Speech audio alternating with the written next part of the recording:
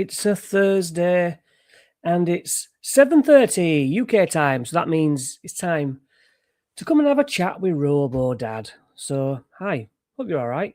How are you doing? How's your day been? How's your week been? Yeah, it's a hangout. We try to make a weekly thing of it. This is all about world domination. We're starting small. You're seeing the beginning. This is just the beginning of the uprising where I take over. So, introductions. I am Robodad, aka Chris, not to be confused with Rob, which I occasionally get called. That's not Rob, it's Chris. The Rob of Robodad is Robo for robot. Yeah. So yeah, I suffer from self hatred, and so being online, obviously there's a lot of feeling like you shouldn't be doing it. No, why would anyone listen to your voice? That sort of thing. And well, I've got 10,000 subscribers, so something's going right, isn't it?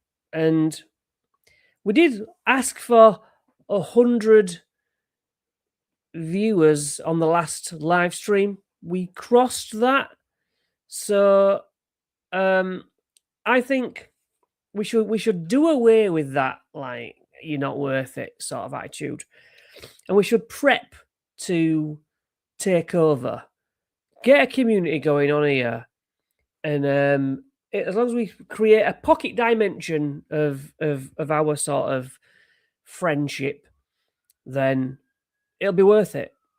You know, I don't need more than 10,000 subscribers. I just need the right 10,000 subscribers.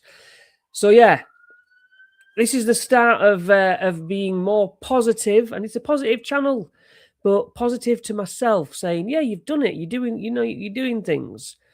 So I am now proposing that I am your 10th favorite D&D YouTuber. Not number one, but I'm just going to push myself in the top 10. Now, I'm not saying that's what you truly believe, but I'm saying that's what I'm willing, that's what I'm aiming for. So if you're going to come along today to this YouTube live stream, that's what I'm trying to get. I'm trying to get in your top 10.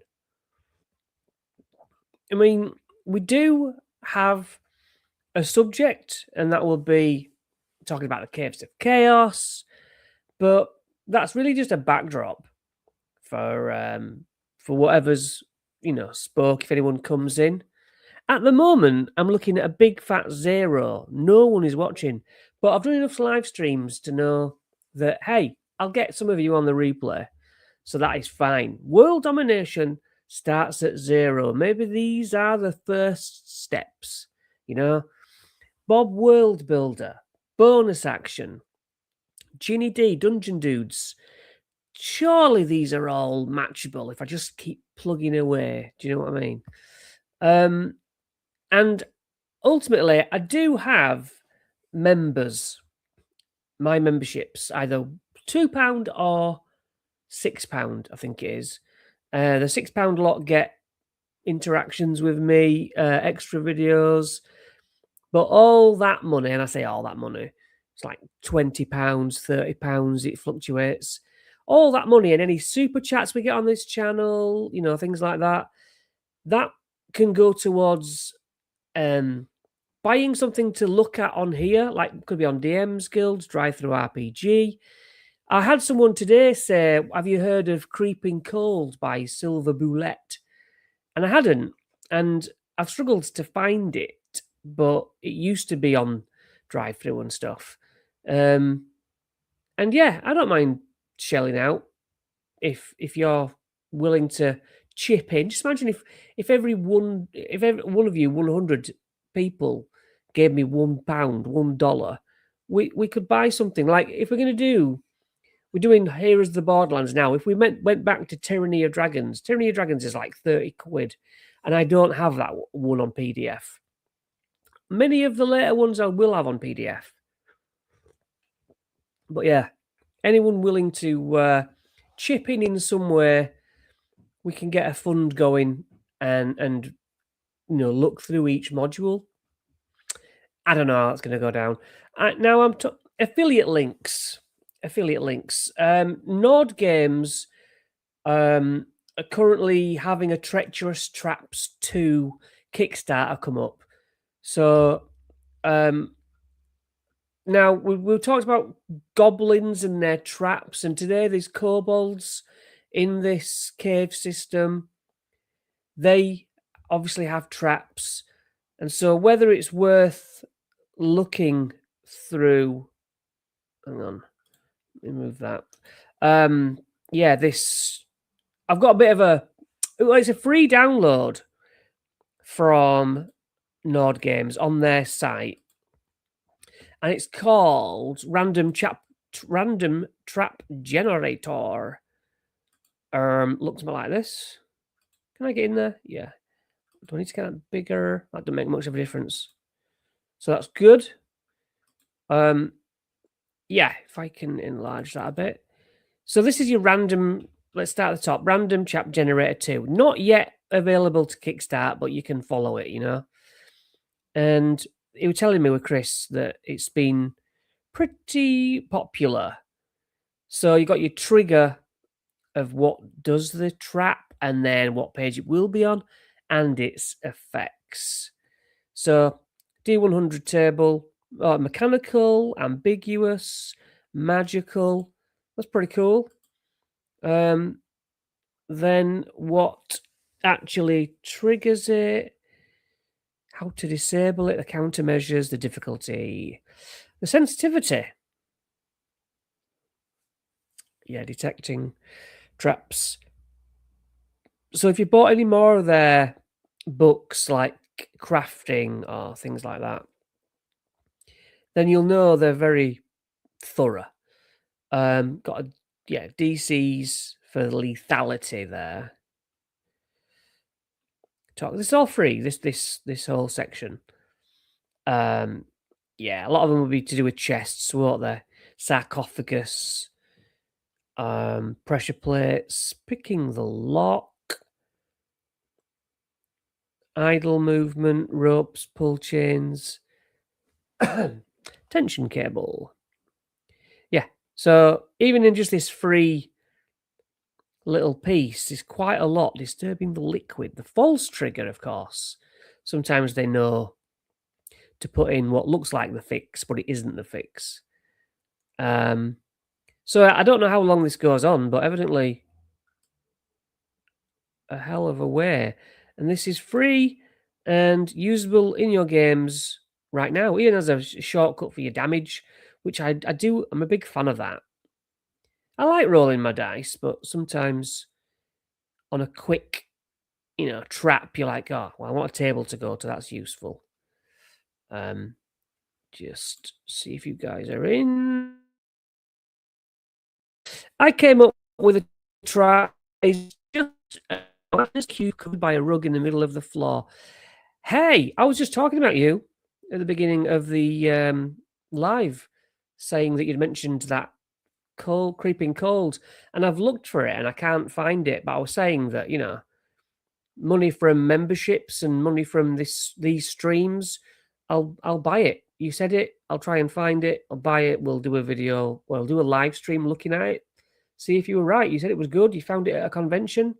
So, yeah, message heard. I'm just going to flick onto this screen and so, yeah. And basically, this is free on Nord Games website. I mean, blindness, deafness, molten metal, exhaustion. It's massive, is this freebie?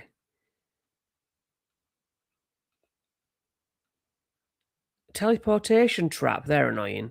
And wild magic. So yeah, 45 pages ultimately. If you need a random trap generator for free ahead of Treacherous Traps 2, then you'll know where to find it. Yeah. So I just wanted to pop in on that and say, yep, that's something to look for. We like free stuff, don't we? But today, if we don't know what to say between ourselves, we're going to look at the caves of the chaos with a little bit of clickeroony. Is there anything you've seen this week that you thought, oh, I'm gonna buy that? Have you pre-ordered World of Warcraft? Because I did. Yeah, Underworld by Cobalt Press. It seems to be it's 5e and it's to Tales of the Valiant, but it's their version of the Underdark, which for you to drop into your games. So yeah, Underworld. I think I've signed up for the preview of that. We could look at that on the live stream at some point, which I don't think is available yet, but will be. You will get Star Wars. Yeah, absolutely. I'm more likely to get Star Wars than Dark Sun. But I thought I'd skip World of Warcraft, but I couldn't resist. So chances are I'll just get each release. Even that Greyhawk one, which I don't run Greyhawk. But there you go. I'm just a sucker. I've got my cards, all those spell cards and monster cards arriving this week. Yeah.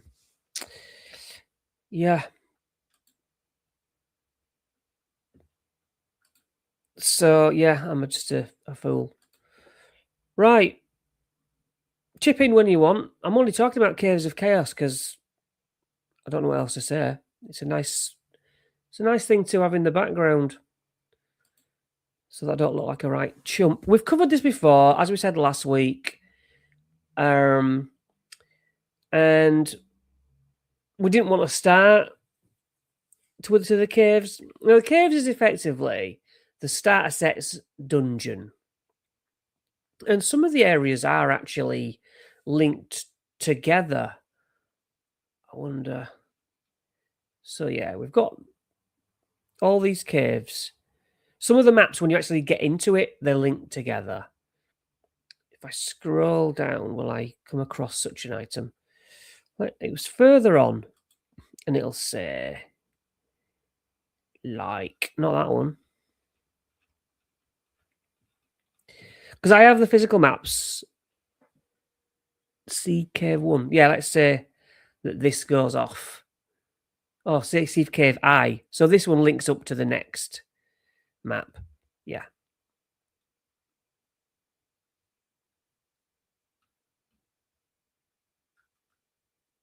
Just get this screen slow. Yeah.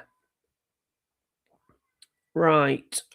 So we've got quite a few here, and it has a recommended level table, which at a low level is more applicable than at high, because I don't know when you could run this and they're level 10. I mean, why not? You just throw in more monsters or different monsters, or let them go through as level 10s, you know, and let them smash through it. Because if you're going to be a strong hero, you kind of want to be able to cut through all those bad guys and feel like the hero, not have to be matched with a proper fight every time. King 4 of 5. I want your opinion on my idea. On that module you suggested, yeah? Have you run it then? You picked it up, but are you suggesting it because it's a good thing? Presume you are. I know that the response on you haven't run it.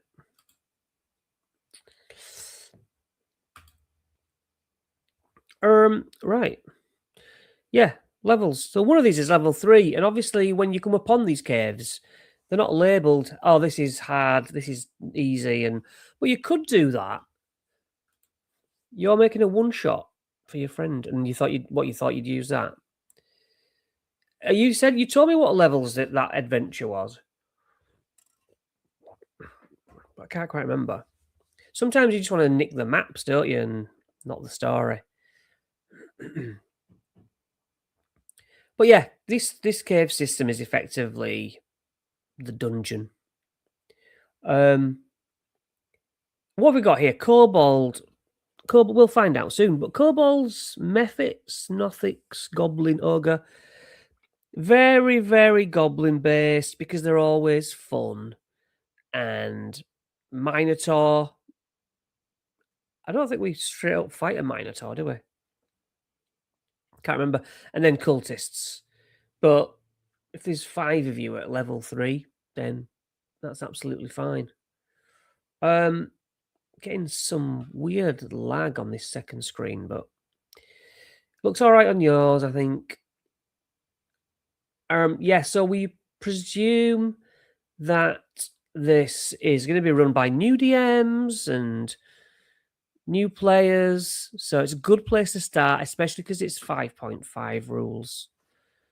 King, I am going to make my friend's voice act and make my friend's, the player, boyfriend, as the lead romantic voice actor. Is that? It's based on Scott Pilgrim. Well, we watched that with my son very recently, and I enjoyed it much more now than when it came out.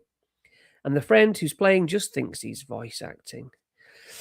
Well, if you think, yeah, what a great distraction. Yeah, absolutely. Get 2 or 3 hours having a bit of fun. That is good. Mental health, healing, all that stuff. Yeah. So you've read through it. And, well, if you're at the voice acting level, I mean, that is much better, isn't it? You don't have to get all lapped up. But if you want to have your players do a voice, I don't think I've done one voice, I think, in as a player. And that's about it.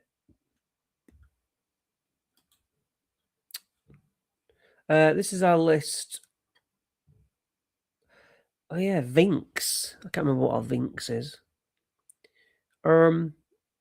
This just really shows that there's a lot of options that you can plop in these caves, and it doesn't really matter.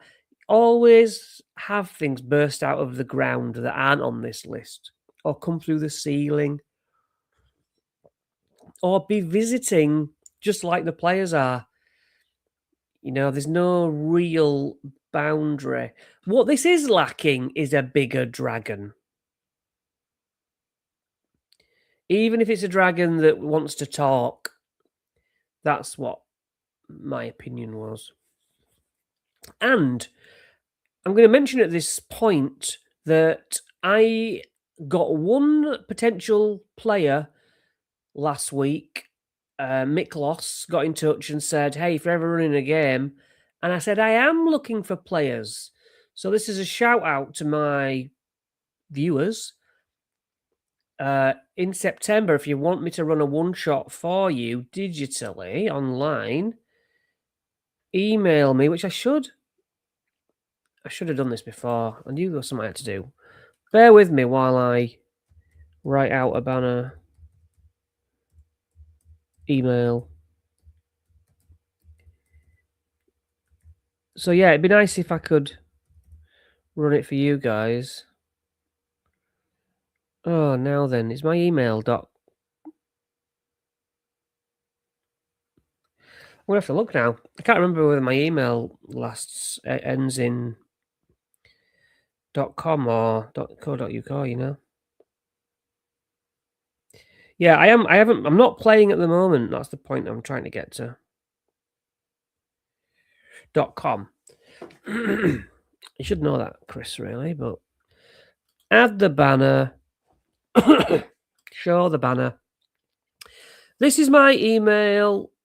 Yeah, that's correct. If you want to apply to be in this next, my comeback, to be in DM,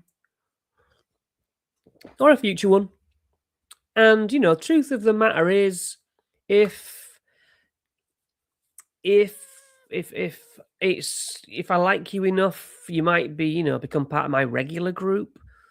Otherwise, it's just a in and out few session thing. Anyway, hey, it's my live stream. I can indulge. That's what it's all about. Oh, what does that say? Oh, completing 2 caves. Oh, so there's a milestone system to the caves. Yeah. Doesn't say anything about leave out the level 3 one. Although all it says is the characters are level 3, they don't level up. All right, let's look at our first cave. And it suggests you can add monsters such as fire beetles. Yeah, which you can take and think, yeah, any dungeon I can do things like that. Animals, that are like, they're going to cut through. A lot of people think, oh, that's just going to be no fun. They'll cut through them. That's what they want to do. Even if that's how they feel like heroes. It's like, I fireball them, brilliant. And sometimes that's a nice little trick to have them use those big spells only to come across something where they should have saved it for.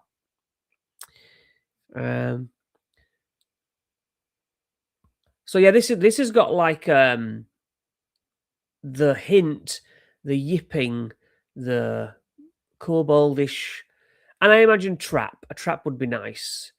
Maybe it's one of those treacherous traps which we showed earlier, or good old bear trap, whatever.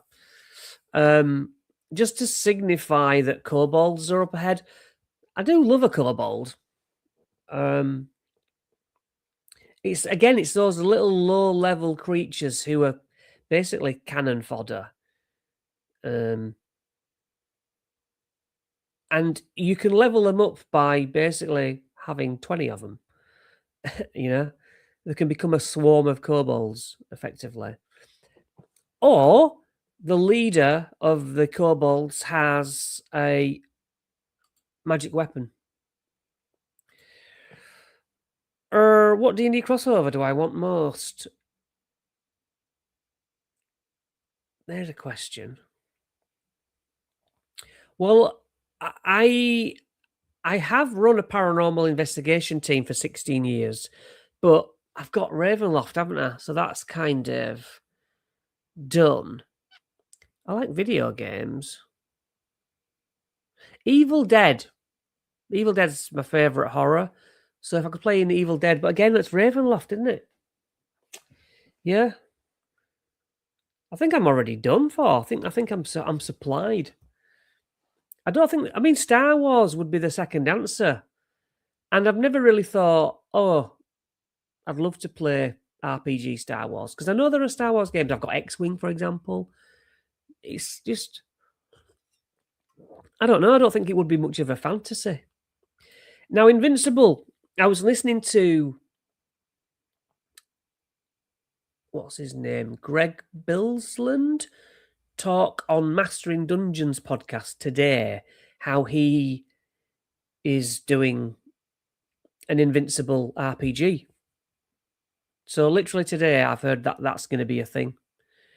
Check out Mastering Dungeons on YouTube. If that literally, it sounds like that's passed you by, but that literally is an RPG coming. Not sure that it's D&D, which is might be the thing you're saying. Yeah, I know about it, but it's not D&D, is it? Yeah, but yeah, don't know if you know about that. It's just funny that you said that. Yeah, no, for sure, yeah, absolutely. It wasn't Invincible. It's like superheroes, isn't it? And let me. I'm gonna Sybil. Yeah, that's the one I'm thinking of. Yeah, yeah.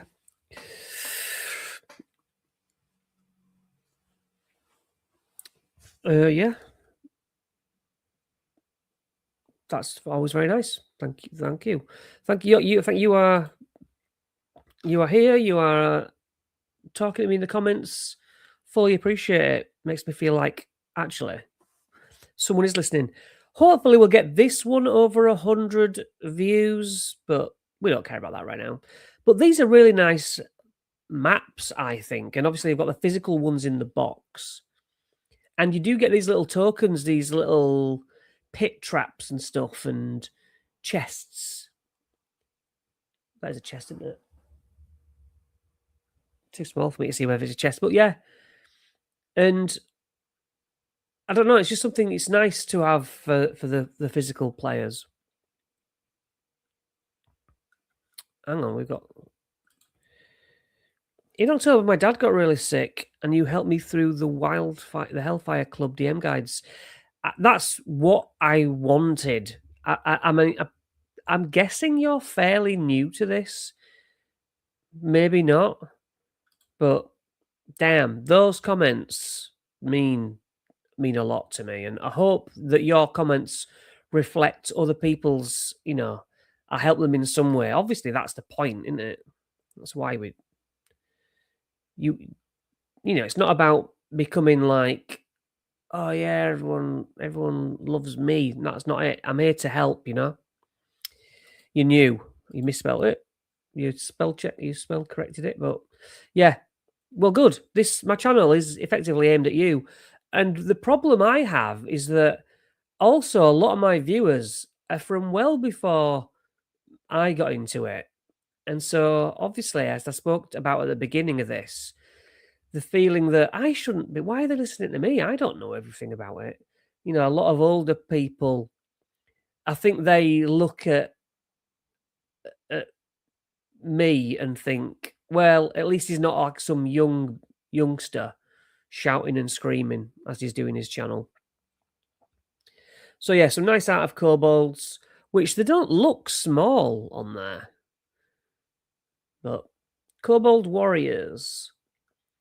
What? Oh, it's going to come up actually. AC 14. I thought it'd be less than that. So this one looks more of a brute. It does say small dragon, speaks draconic, obviously, but common. Gear, 3 daggers. I love that it says things like that. It should say other suggested, like a trap. It has rope, things that you can pilfer off it and choose from as a DM. Like it's got a belt. Why can't we take its utility belt? And pack tactics.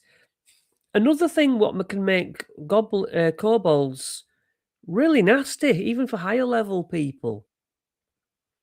If you've got 10 kobolds, all with advantage, that's a hell of a lot of attacks.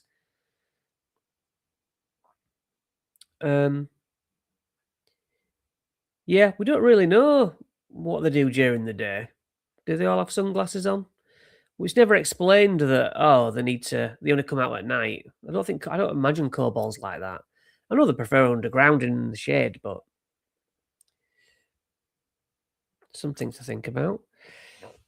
I like different coloured kobolds as well. Centipede den. Giant centipede. Yeah, some things have to be just hostile. There's no like bargaining with this stuff, Did I ever run Welcome to the Hellfire Club? I dropped in the 4th level adventure where we were out in the arena. Yeah, that's the 4th level bit. Yeah, I did. Just basically, what was it for? Well, I wanted to, just because I wanted to use the kit. That was good. I liked it in the arena, going from room to room. Yeah, I did the end bit, yeah. Can't remember what level my players were. They must have been far beyond what it said. Although maybe I don't know. Maybe they were about 6th level. But yeah, I haven't run it all. No, it's always an option in the future. Because I'd like to really properly expand it as well. If there was any more Stranger Things stuff out there. All right, King 405, nice to meet you. Thanks for the nice words, and see you later, I guess. That's just me again then. Anyone else want to chip in with a conversation? Please do. I'm looking at this just because otherwise I'll sit here with nothing to say. So what have we got here? Oh yeah, I remember this now. I think this copper dragon should have come back at some point,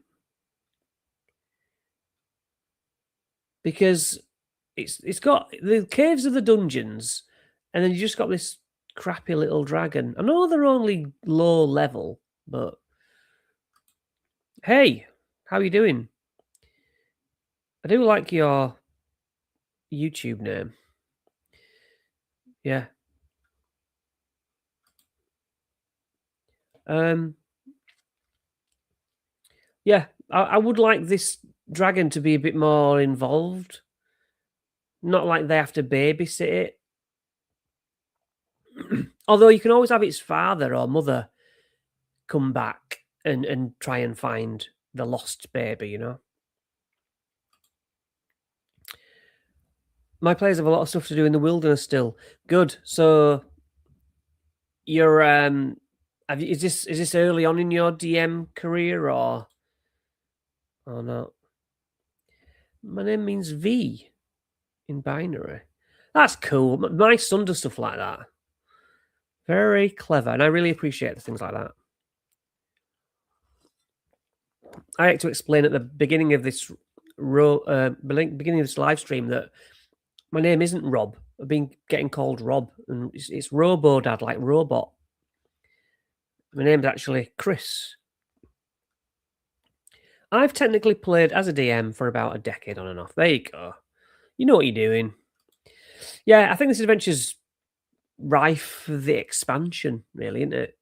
It's just you could run it as is, but when you've had experience, you can make it better.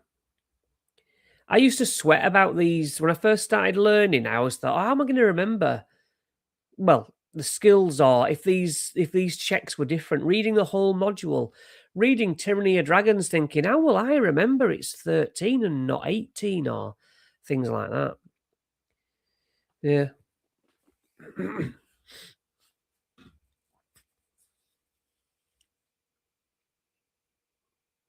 I'm trying my. Okay, I'm having struggle. Keep seeing which screen my cursor is on. I've got two laptops going. Yeah, the Wormling's Hoard consists of 25 gold and a magic item. I mean, gems, surely. Shiny things that aren't actually worth anything. You've been looking at the original B2 Adventure for inspiration. I thought about doing that also on a video, but it's a bit late now. On how to modify my... That's not saying... What's that? You mean keep on the Borderlands? Have you mistyped? It's been interesting to think about. Yeah, I did have the original red box, the basic box, and I think we determined last week that was the adventure in it, like the learner adventure, but I just never had anyone to run it for. I feel like if you try and recreate in 5.5, you'd easy TPK. Really?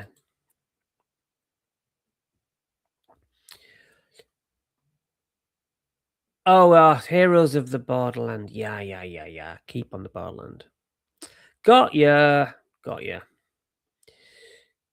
What else have they thrown into this? Now, of course, you could have all these Ks link up rather than just the select few. And I think then you'd have a really interesting large map, particularly with the physical box. If you could somehow lay them over each other and say, yeah, just imagine that these all link up. That'd be kind of cool. So there's a good mix here as well. Kuatoa, Steam methods. I know it sort of says swap in and out, but it depends how big the rooms are.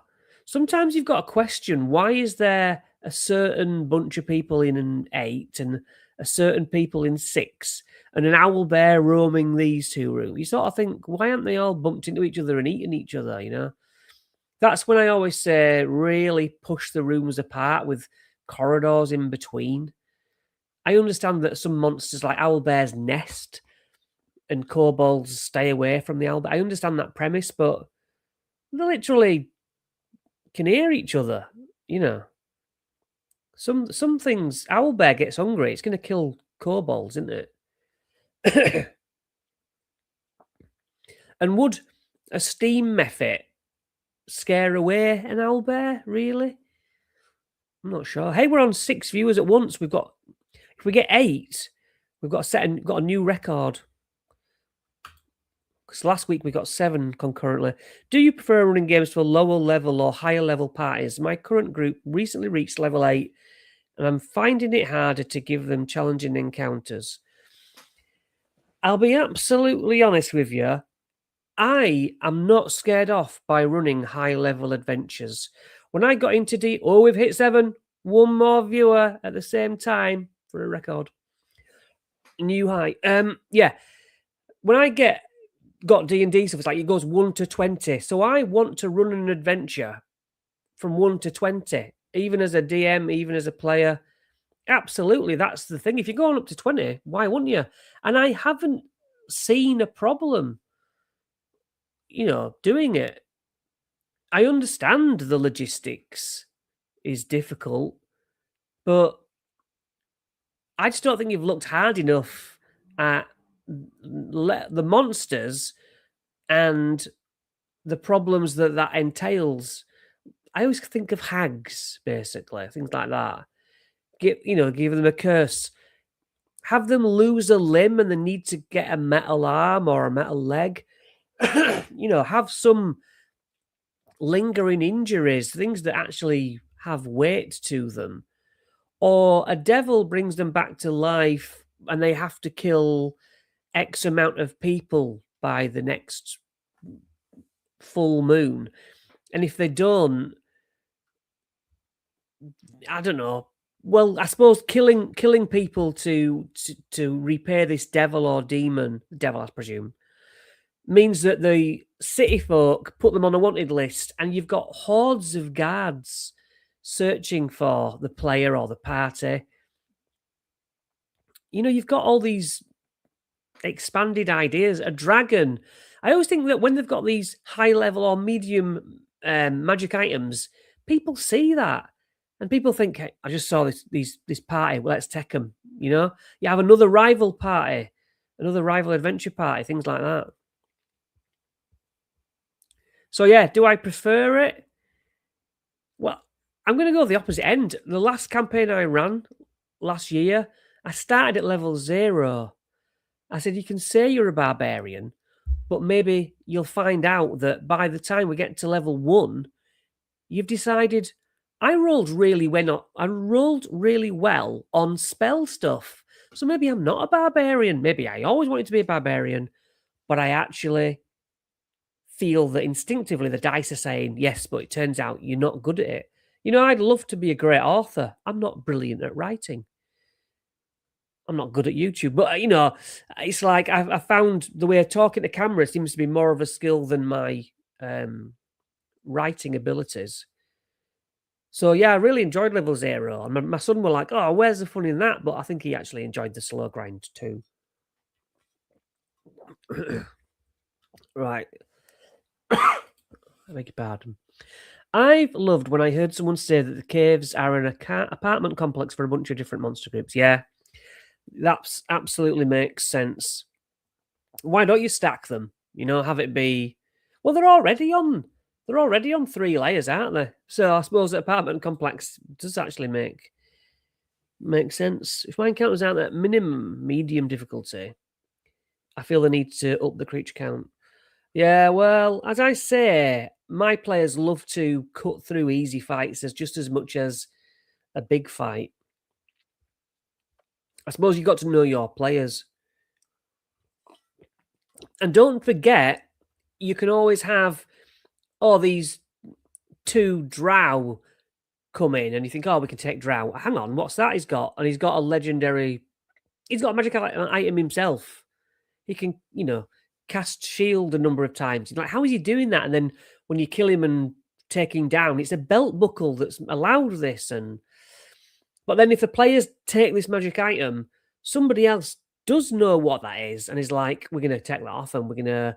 And curious NPC seems to be protecting them. And then during the night, you're like, someone's took your belt buckle. And,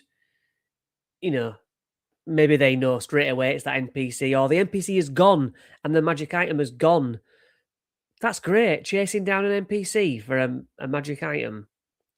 That's high level stuff because it works in tandem with a dragon, or he's giving it to a dragon because he owes a debt. Whoa, stop press. Game Masters calling through. Hello, my friend. Maybe it was the bagman that took it. Yeah, I love giving them a magic item. I gave them, in fact, this is a great example. I gave my players the deck of many things, and they loved having that. And it broke. I don't mind the break thing. Wild Beyond the Witchlight. But if you look in the book of many things which came with that product, it talks about these huge bosses that level up. I think there's 3 levels, and they distinctly, their job is to come from this realm and hunt down the decks and destroy them, which is exactly what happened. It's like the first thing came, and you were like, no, you're not having my deck, took it down. The second thing came, and I'm like, he was saying to me, "You're not taking this off me. You're not having this." So, what's DOMT? Oh, are you saying don't? You're probably saying something. The deck of many things. Got you, got you. I'm a bit slow. Yeah, and I said to him after he took down the 3rd reclaimer of this deck, he's like, "You're not having it." And I said, if you beat this 3rd wave of claimer, you can have it. Absolutely have it. And in the end, they realised how overpowered it was, and they chose to give it to me. They were like, yeah, let's just say that someone takes it because it's too much. Just like they eventually cancelled Silvery Barbs themselves. They were like, this is just not fun. So any party that self-adjusts their own fun, I'm all for that. Game Masters, if you're still here, Brian, did you run the original of this? The Keep on the Borderlands original? I'm sure you own it. I think we've had this discussion.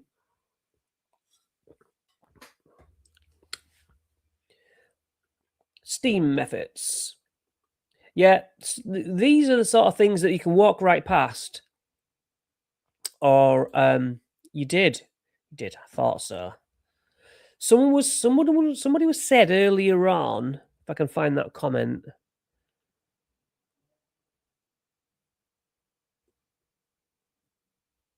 that, here we go. I'll read this comment, Brian. I feel like if you try and recreate it in 5.5, though, you'd easy TPK everybody. You think that's true? Yeah. I wanted to do a video with you at the time when it was hot off the press, I remember. We never pulled it off, did we?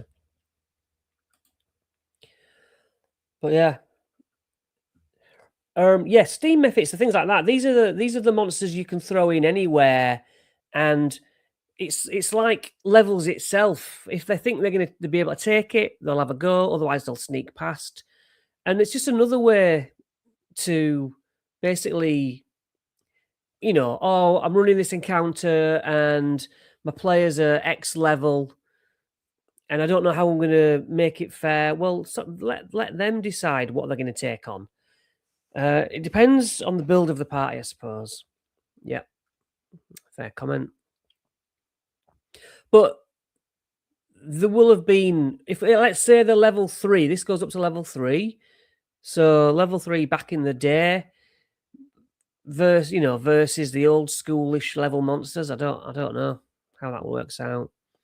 There are a crazy amount of monsters in the Kobold Cave, apparently. I think there's like 8 plus rats to the left. Again, do the rats have pack tactics back in the day? Was that a thing? Like 10 plus? Yeah. Well, close quarter. I don't know what the maps look like. I don't know. I presume these are different. But yeah, if you've got 10 rats to one side and 10 kobolds in such close proximity, that's just an issue, isn't it? 2 to 4 stronger kobolds down the hall, 6 or 7 at the very end. Yeah, that sounds like a right apocalypse. Right, let's let Brian have a look. So we can see there's a Steam method in B5. I think there's a Steam method B7. I'm not saying they're strong. A Mimic there. Is that a Steam method again? Was it talking about adding other monsters? All right, Steam methods. Oh, Kuatoa Marauders. What are they at here? AC 12, fine, totally adequate. The map was slightly different.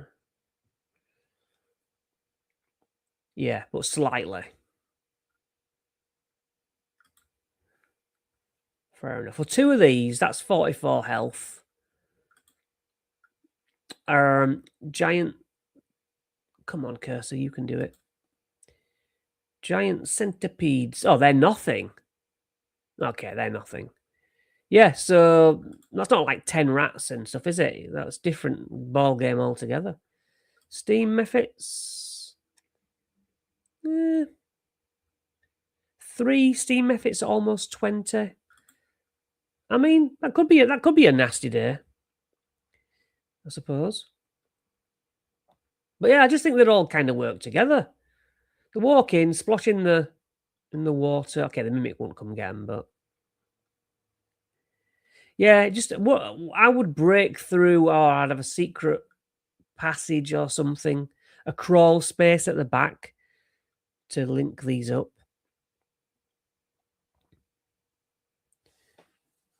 3/4 cover. I was going to make a video about this, that cover, it's free. DMs put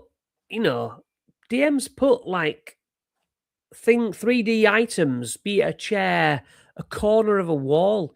It's free AC. Say that you get behind the cover, you flip a table over, you improvise, I grab a dead body, a kobold, hold him up. Do I have 3/4 cover or half cover or something? Yeah, free.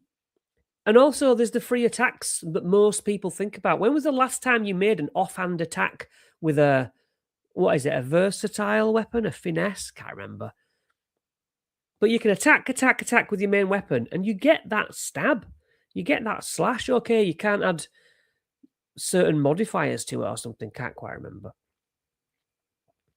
But you should always have stuff like that. We've got a new comment, and it looks like a nice one. Whitest Rabbit 69. Hey man, I'm about to start my first campaign with this starter set, and your videos have been great. Thank you. Oh yeah, I feel like I've arrived. I mean, we've had Brian pop in. He's back.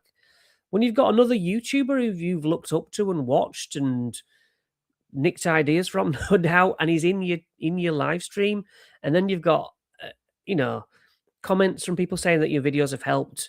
Yeah, it means the world. I'm sure Brian feels just the same. Hey, yeah, there was a 2 in 6 chance that 8 kobolds would drop out of trees and attack. That sounds like they were outside, and then you've got your things inside. It's a lot. So maybe back in the day it was, just as bad.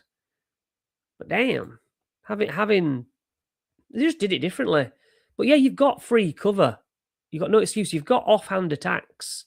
Just when people have bless in my games, they just forget about it, and it's not my job to remind them. Did you use your bless? You roll what you roll. Just like when I gave them NPCs to help out, and I'm saying you're running the NPC, not me. Yeah, but even if it's leading up, it's taking from the bank of hit points, isn't it? And there's no this version. There's no real. Oh, this is the rest room. In fact, the module says if you want to rest, a long rest, you go back to the keep, which you might not have discovered yet, I suppose.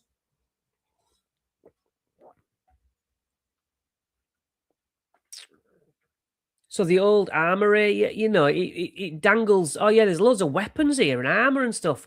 None of it is salvageable. Come on. I do like to throw my players whatever weapon you've got, there's a +1 version. I mean, not straight away, but it's an easy fix. Or I'll tell you something else I've done. You know that armor you're wearing that you bought from the town at the beginning? You're now level 3. You see a version on an armor stand, and it's painted in the way that you can now fill in, and they're like, oh, it's got this flame thing, and it's got my tattoo on it. Just do that. Just in their head, they're like, now I'm wearing this awesome stuff. It's no different to the armor they had before. It's just imagination armor. Tricks like that. And if they say they want, oh, I don't like this starting equipment, can I have this instead? It's like, yeah, sure. As long as it equates to being about the same. It's cool, Kuatoa. I guess these are just, they're fish people, so why would they hang out in caves? Don't they need to be in, like, water? I know there's a bit of cave water in some of these, but, you get the broken fountain, but it's not even big enough for them to get down, I don't think. And then, got to have a mimic, haven't you? Really? I think the assessment that if playing this as a 5.5e, it very well could be a total party kill. Lots of monsters, and while they aren't exactly difficult, most would be a low level CR in 5.5. Yeah. But back in the day, it seems like it was more hack and slash. And there weren't this is probably when there wasn't like skills, right? As such, individual skills. There are lots of them in there and very few places to rest without the worry of wandering monster group. Wandering monsters, yeah, that always fooled me. When I read a module, I'm like, oh, this is in that room, that's in that room. And then you get like 10 monsters and I'm like, that's too many. I never know whether to dot them around so it feels busy. And I'm like, you got to sneak past these, I don't know, ogres wandering the halls, or true skills and feats can make up the difference. Yeah, there's a lot of add-ons now, isn't there?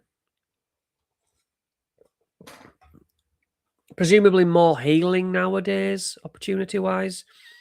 And I think rests, and it seemed to me like back in the day, to rest, you had to get out of the dungeon, or Pathfinder I found like that. You have to come out of the dungeon, heal, go back in.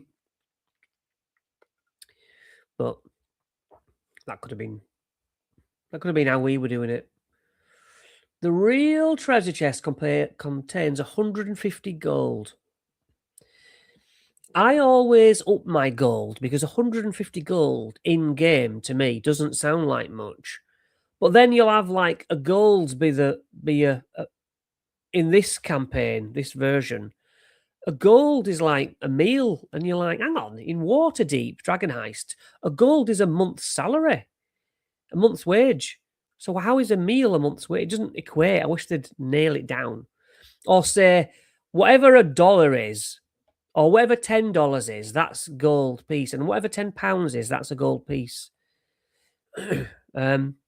What I'm considering is to do, when my players get to the caves, to limit what's on the battle map to what Heroes has, but the encounter ends when the keeps on the Borderlands monster count is exhausted. Yeah, sounds like a lot of work.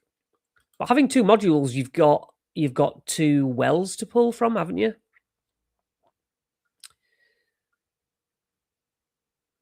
So I like that. I do that with 5e as well. If I have a 5e stat block open and a 5.5e of, let's say, a Nothic, I'm taking the best from both. I'm like, I'm still running a Nothic. Legitimately.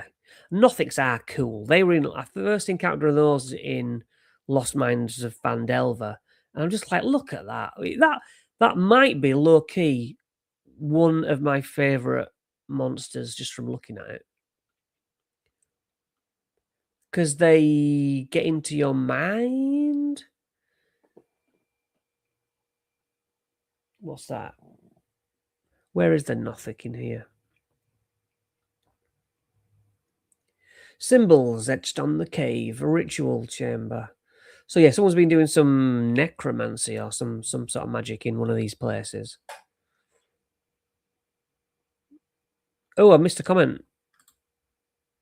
Whitest Rabbit. Sorry, Whitest Rabbit. If I don't want to do an encounter in the wilderness when the party moves from the keep to the caves, if I don't want to do an encounter in the wilderness, yeah, do I still have to put it on the map? No. Because you will find yourself going A to B, keep to caves or wherever, along the same road. Yeah. Sometime you can roll for it. You can roll a d6, and on a 6 they get an encounter, So you're super new. It's just options. It's just like all it is suggestions. There's a road. You picture the road. Okay, I know I could put bandits on there. I could put a broken wagon. You know, you could allow them to rest on that road. Any road in your village, it's just like that. Some days there's a car crash. Some days, but don't. Basically, it's a way to slow it down. Or if you want your game to move a bit faster, the road's empty. You travel 20 mile, 30 mile, you're fine. Other times you're like, I don't have anything planned. We've got 1 hour left. I'm just going to fill it with encounters. Yeah. Hope that answers that. Is Tyranny of Dragons a good campaign to try after? Yes, absolutely. And as I've said, I own Tyranny of Dragons. I don't own the PDF. So we're probably going to end up buying it out of my membership money that you guys have put in the kitty. And also any super chats or anything I get, I think we'll look at that after this. We'll start at Tyranny, go on to what's next. Princes of the Apocalypse, which I haven't run. I don't own. I own the real book. And we'll go through them so that if I never get around to them, at least we've covered them in the live streams. So yes, it is. And every adventure you pick up, someone will say, it's rubbish, it's not written right. They have to write something, right? That's what Chris Perkins said. It's like, yeah, the idea is I have to put some words in the book, and then you say, I like that, I'll use that, or I don't like that, I prefer it like this. Really, you're not meant to run it as a character who examines this DC 13. It's just like that could be a way, you know? It's meant to put something in your head. You do it. You think what you like about it, you keep. What you don't, throw out. Okay. Rant over. So yeah, nice to have you in the live stream, as all of you, even if you've commented or haven't commented. Your comments are more important than me looking through this. We've done a series on this. I just have to keep the conversation going. Oh yeah, the chaos bell.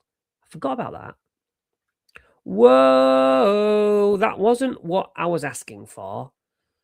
$5 in the kitty going towards Tyranny of Dragons. And I think we've got 20 some pounds already. We must be like £2 off. So hopefully by the time we've finished Horde of Heroes of the Borderlands, we will be able to buy that and do a comprehensive. Once again, I'll have done a guide on it. But yeah, thank you so much. Thank you so much, White Rabbit. White Rabbit? Yeah.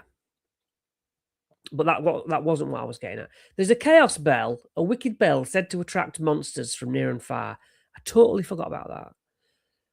And I suppose it would be nice to learn about that at the Keep chapter, but that's not in the book. You only find out about that here, I think. I could be wrong. I could be wrong with that. You haven't, have you? Have you just... Is that... I don't know if that... I think that might be a different one. If that's a different one, stop. Thank you so much. Thank you so much. That means the world. That means we can now do Tyranny of Dragons next. And let's not forget, Whitest Rabbit is to thank, and my members. And if you join my memberships for a £5 or £6, you actually get extra videos. Oh, right, the Chaos Bell. Yeah, I recently saw something that suggested making it into an actual magic item. Is it not a magic item? The stat block I saw was way too much, but I love that. Of making it in. Let's try and find... How do I find the Chaos Bell? Oh, well, it must be in the last... Must be in the last place. How am I not going down? Oh, it's got to go like this. What? I'm having second screen problems here. Shrine of the Evil Chaos. It's in here, isn't it? I'm sure this is where they ring the bell from. Da, da, da, da. Come on, don't start freaking out on the screen. Oh, is it because my cursor's over there?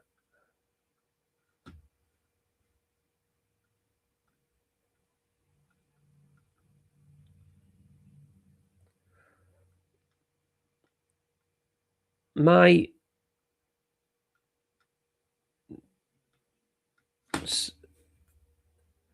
yeah, sorry, my second screen is laggy and awkward. Chaos Bell.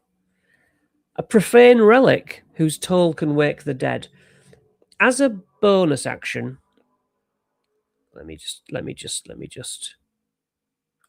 rid of that. As a bonus action, okay, easy. A creature within 5 feet rings the bell. It causes the bone piles to knit together and arise. The tolling bell also summons the zombies. So if you rang this near the town, then would that just wake all the undead in a certain area? I guess so. I need that. Look on my channel in my playlists, Tyranny of Dragons DM guide. Now, the one thing I will say is my first guide. It's a few years ago, and people are like, the music's a bit too loud. Mistakes were made. Mistakes are always made. You get better. You get better as you're doing it on screen. So, unfortunately, all my mistakes are in there. So, we're going to go through. Thank you. We're going to go through Tyranny of Dragons on your behalf. I am now regular. 7:30 on a Thursday. I want to see you back in the replay, in lives better. I'm gonna I mentioned at the beginning, jokingly kind of, but I want to become your 10th favorite D&D YouTuber. I'm not aiming for number 1. I just want to be in your top 10. Shout out to Dan Ayub. Let's get the AI detection saying, "Oh, Chris likes Wizards of the Coast. Let me climb that ladder. Fake it till you make it." So yeah, we'll be back here after. Well, we've got the keep to do, haven't we? Next week it'll be the keep. The week after we're doing Tyranny of Dragons. Oh yeah. So yeah, I think this basically we can have this bell. If you steal this bell, are they under your command? Does it say they're under your command? I mean, it obeys Narthus's commands, but it does say that any creature within 5 feet of it can ring the bell. It's still under Narthus's command. So how do we get... Well, attunement. That's the whole system, isn't it? Attunement is the system. I guess a magic item with unlimited uses of animate undead as a bonus action isn't that bad. It does have unlimited uses. That's the issue. So we can basically... 8! We've got 8 people watching at the same time. That is a live stream record. You guys, thank you for coming. Sweet, thanks. I'll check it out. But gonna start Heroes of the Borderlands next Sunday.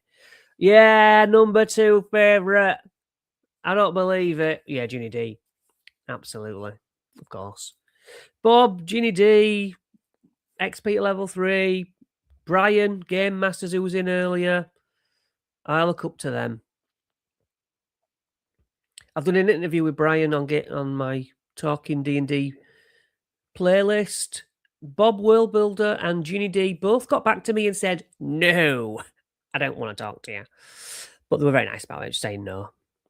Pixel Pat, back from last week. Pixel Pat, we've had super chats to enable us to talk Tyranny of Dragons after this. 9, it's a new record. 9 people watching. Any questions? Chuck them in. I'm just going through this PDF because I don't know how to fill the dead air. We were in the Nothing Lair. We're in the Nothing Lair. Animated flying sword. That's nice. So I presume, if I remember rightly, there's some sort of... Is there some sort of lost armor and stuff, and it comes out of a pile? So yeah, there's some nice symbols outside. You can write that in the floor. You can have signs of weird messages in trees on the way, carved into dead cow bones. All sorts of ways. you know, necromancy, isn't it? Animals found without eyes for ages. It's like, what's going on? There's a library here. Why is there a library here? Because who lives here? There's a tome. Describes... It's a bit on the nose, isn't it? The Chaos Bell. It does say how to destroy it, though. Can be destroyed only. Only destroyed by that. Like you say, it's making it out to be far more powerful. Didn't mean to leave that up. Have I done it again? How do I... Yeah. Yeah, this is such a strong weapon. Well, if it can only be destroyed by doing that, that's crazy. Oh, Wish will do it though, won't it? Carrion crawlers. Yes. Love to cling on ceilings. It's a large monstrosity. Look how big it is on that art there. Oops.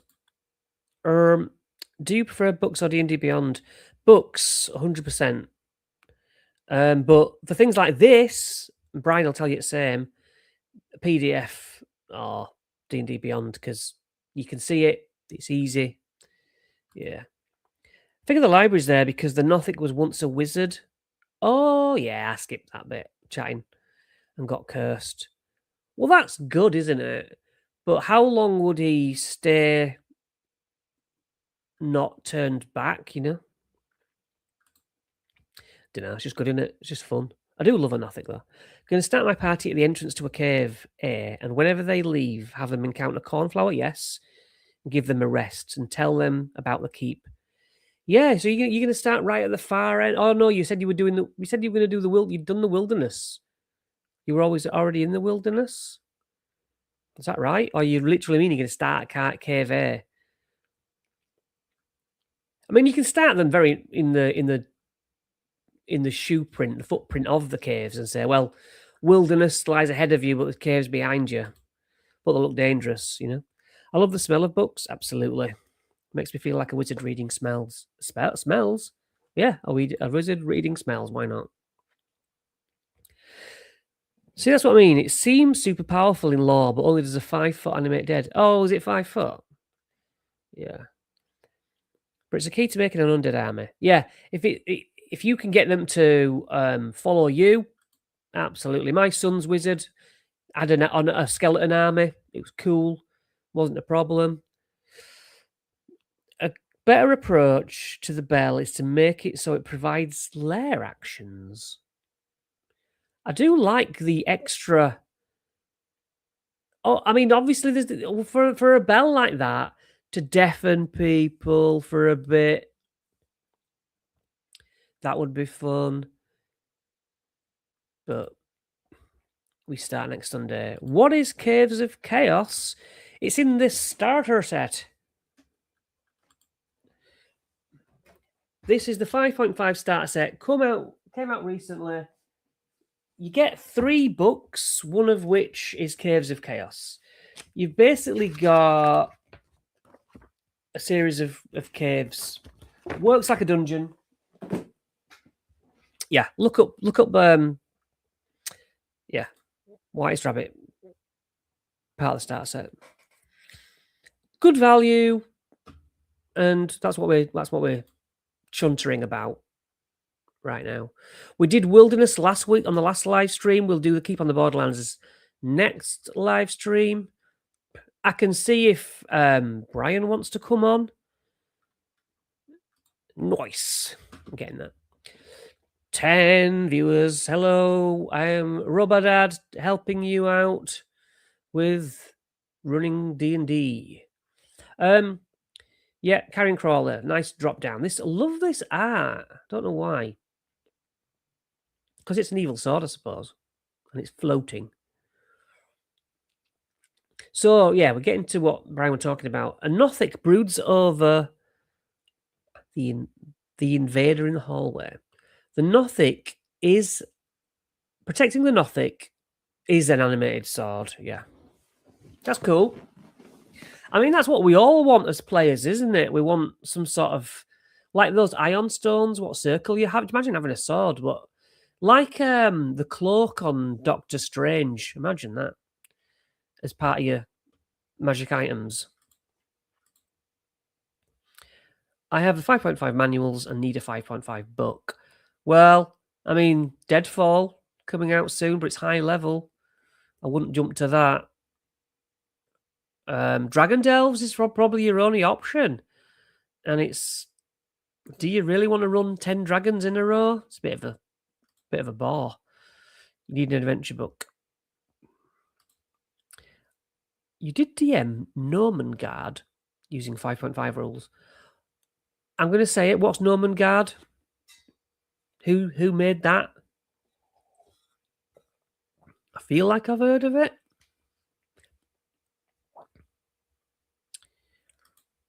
Remind me. Yeah, so this guy, I scrolled on a chalkboard. It's a map of this cave. This cave? Why do you need a map of this cave? It's tiny. The Nothic wants to research in peace.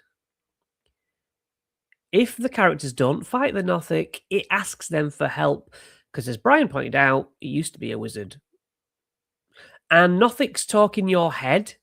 That's cool. I don't think they can talk through their mouth. There's a corpse. You can throw a corpse in anywhere. He has 60 gold pieces and a magic item. Damn. But that makes sense. If it's another adventurer, you know. Starter set. No question. Starter set. Easy. That was easy. Any must-have campaigns, tools or trinkets for people starting out? You know what I love? What I really... Well, okay. I like all the starter sets.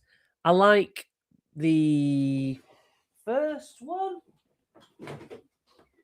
My favourite is this.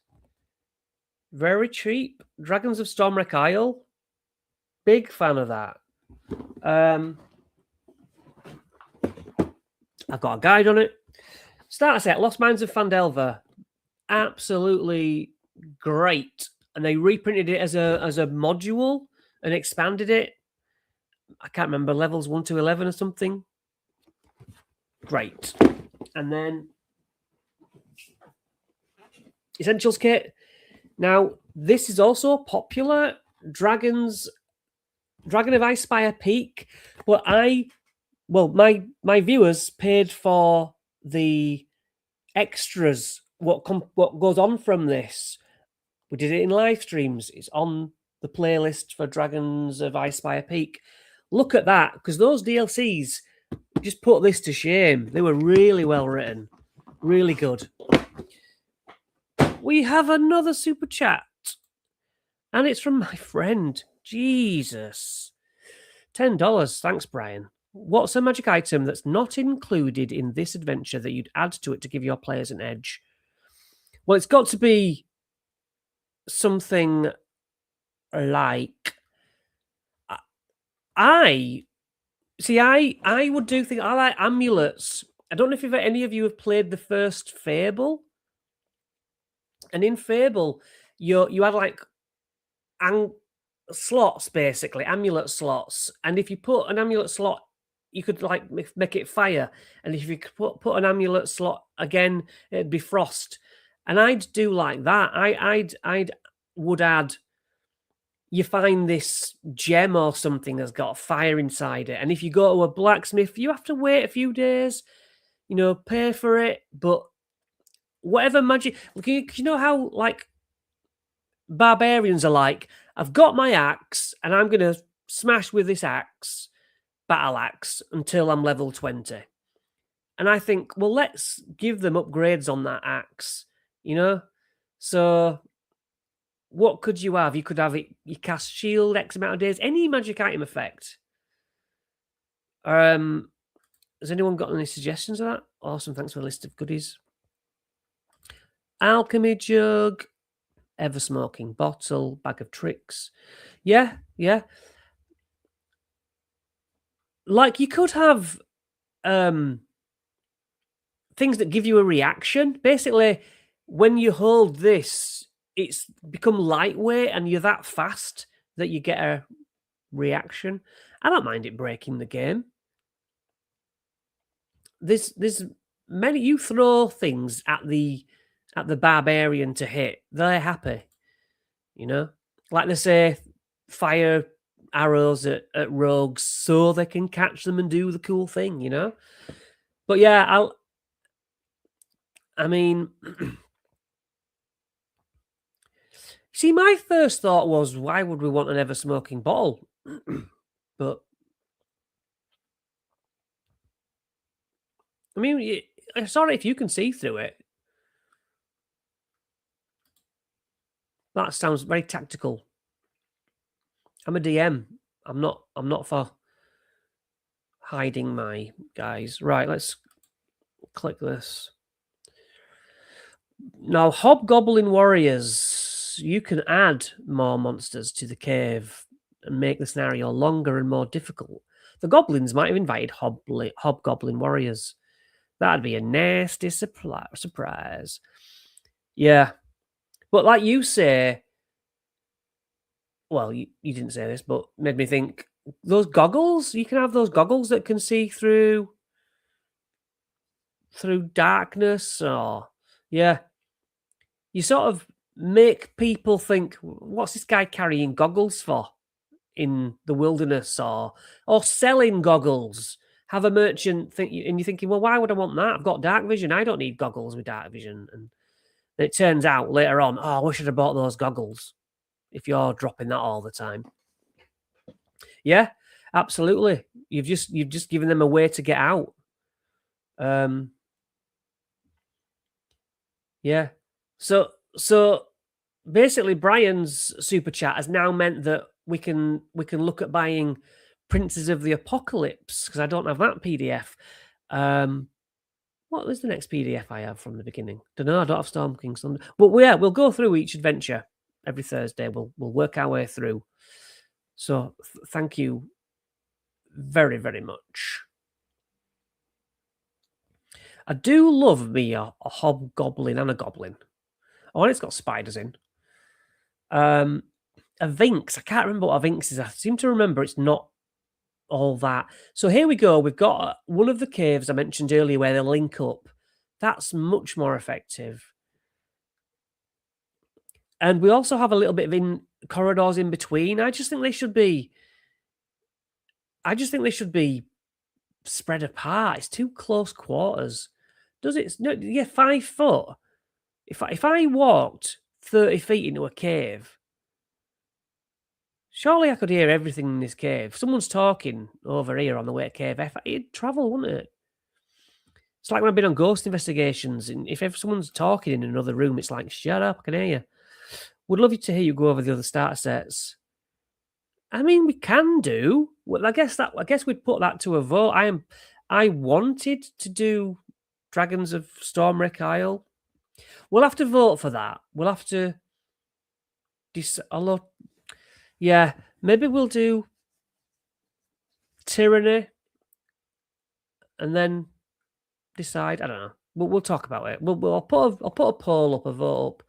But I think we have sort of Whitest Rabbit. He was saying he wanted Tyranny, so I feel Tyranny is a shoe-in next, especially when he put money towards it. Absolutely. This is nice. So it's like Hoppy Birthday. I mean, I don't understand the Goblin birthday party, but sure. Vinx is not a monster. That's right. I mean, it makes perfect sense that there are other people in the world who are also heroes. Yeah. Yeah, I can't do them all at once, though. I know you'll all be disagreeing on what I'm doing, but Pixel Pat, on my channel, there's a DM guide for it.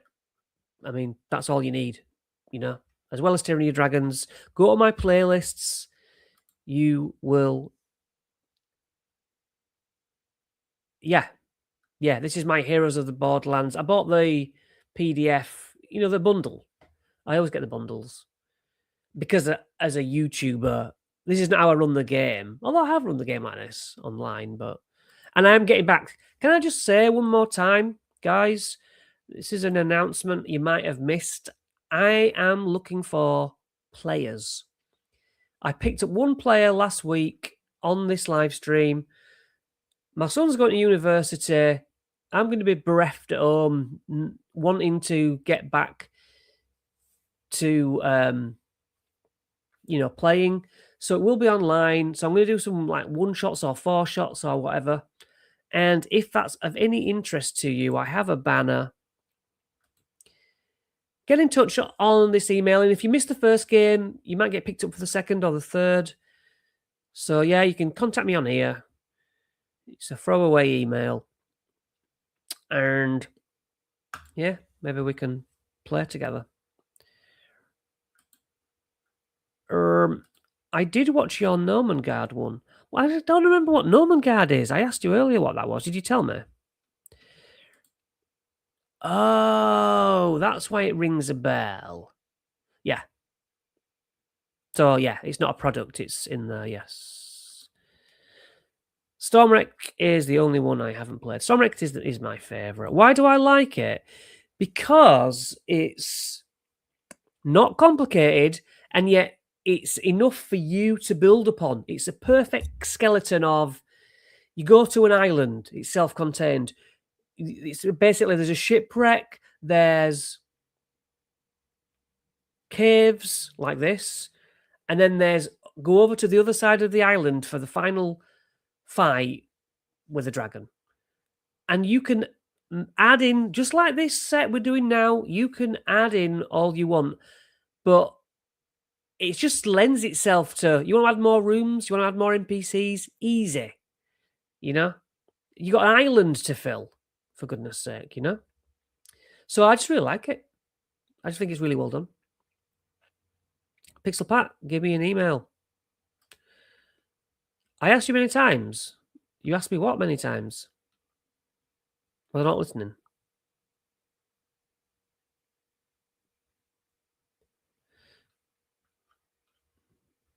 Well, I don't know what you're about.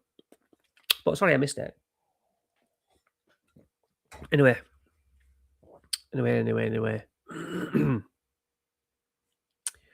are we at? Who is this Vinx? It's an NPC. Yeah, as I was saying, putting rivals into a game, I'm big on that. You know, when your players are getting beat down and are almost going to get TPK'd, have another adventuring group, maybe 3 people, wander in, take care of the monsters, save the day, and condescendingly talk down to the party like they're going to talk down to people like this. Oh, you got caught, did you? Sounds like a skill issue, you know? So yeah, they think they're the heroes of the game, not necessarily. Just like this Vinx could be a trap, or could be, as we spoke about earlier, nix the magic item, and after a long rest with them, maybe sort of acts like you asked many times, did you? Well, now's your opportunity. I've not played since February, so drop me an email, make it official. Yeah, maybe there'll be a queue, but you're in the first group if you get in touch. What's my email address again? Glad you asked. whitehouse.investigations@gmail.com. And I live with my phone on me, so I mean, comments are read. Yeah, hopefully I'll get a night to officially play. I would like to run Dragons of Stormwreck Isle, to be honest. Or even this. But yeah, that's the sort of thing. Just sort of easy, you know, in and out. And then if I get a bunch of players that I'm like, oh, I like these people, then maybe we'll do Deadfall, something like that, something bigger. I'd like to get a regular team for a bit. Yes, this one doesn't say. Yeah, it does say. It does say what a gear is, which is great. What does she drop? Leather armor, short sword, sling. Probably a bit of gold. It doesn't say that. Obviously, you just roll for gold, but I like the. Oh, it's you can nick this off the body. She wants a tapestry. She's a quest, really. Someone's nicked our family tapestry and we want it back. Fine. That's good. You can just get information from her. Oh, watch out for that so-and-so in the next room. Goblins. It's a goblin's birthday party, which is a bit weird. Oh, I can't remember. Somebody told me what Briac, or online, somebody said what Briac actually means, and I can't remember what it is. If anyone saw that same YouTube stuff, let us know. So you've got to go in and basically say happy birthday to the warrior, the head honcho, and hang out with some goblins. On a failed check, you fight the goblins. Nice and easy. That's great, that. Yeah. I know, it's inevitable. It's inevitable. But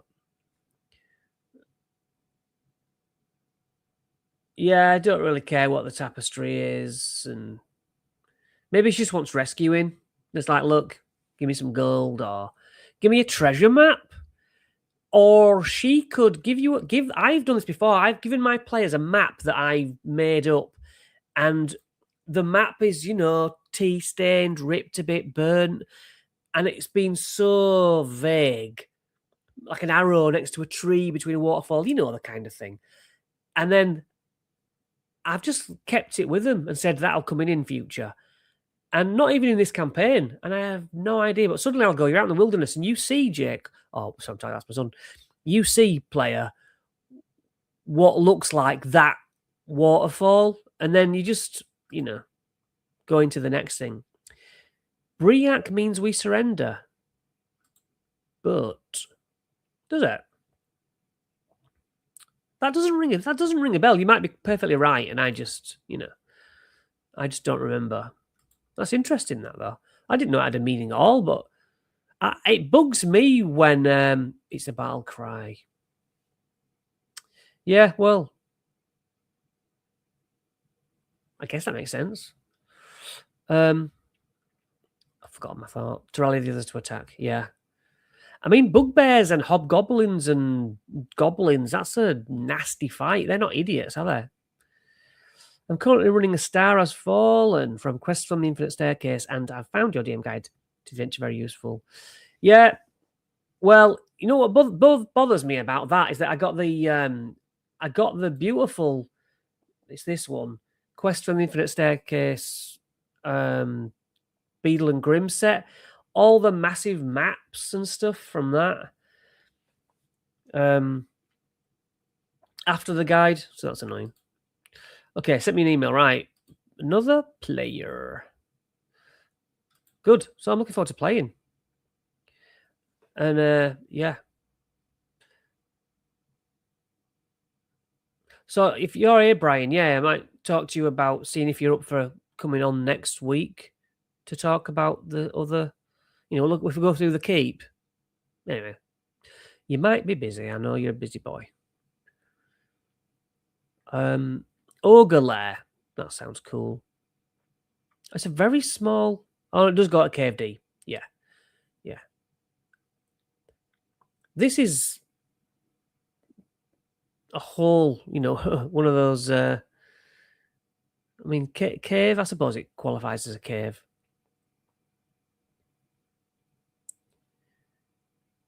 And snare trap. Yep, love it. If you didn't see the beginning of this live stream, I did show you where to get Nord Games' random trap generator for free. It's on Nord Games' website. Ahead of Treacherous Traps Kickstarter. Oh yeah, I like this. There's two ogres, I think. Maybe there's only one here. I can't quite recall. Or one, maybe the brother and sister. I think one's a zombie now. Possibly I'm not so much busy as I'm limited when I can be live. Oh yeah. Well, obviously, how I feel. I'd love you to have you on and chatting with you. Maybe we could hit a pre-record sometime. I don't know. Ogdug is accustomed to the caves hiring him. So yeah, he's a big bloody bouncer type. And he's a guy for hire. So again, when things get different or difficult, it's like, well, the option's there. All you had to do was hire Ogdug. But that's the randomness of it, isn't it? And the randomness is the fun. Run it for two groups, and it's like, oh, you didn't do that. You got killed by rats and kobolds. Well, we hired this guy, and it was easy. I wish in general the cult was actually interesting. Yeah, well, as I said earlier, that's for us to define, isn't it? There's barely anything about them at all throughout the cave. Yeah. Have I got Discord? I don't like Discord. I do message people on Discord, but I do have a Discord.